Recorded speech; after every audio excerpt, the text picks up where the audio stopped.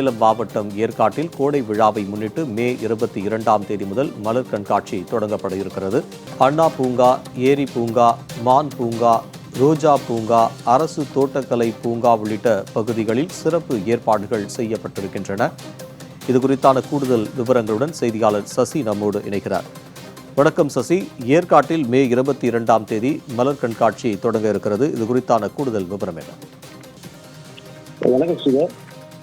சேலம் மாவட்டம் ஏற்காடு ஏழைகளில் ஊட்டி அந்தக்கூடிய ஏற்காட்டில் வரும் 22ஆம் தேதியிலிருந்து 26ஆம் தேதி வரை 5 நாட்கள் கோடை விழா மலர் கண்காட்சி நடைபெறும் என்று சேலம் மாவட்ட ஆட்சித்தலைவர் பிருந்தாதேவி அவர்கள் அறிவித்துள்ளார்.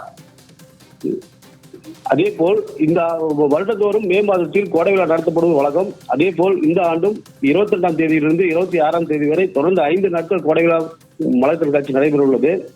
இதற்காக ஏற்காட்டில் உள்ள பூங்காக்கள் தயார்படுத்தப்பட்டு வருகிறது.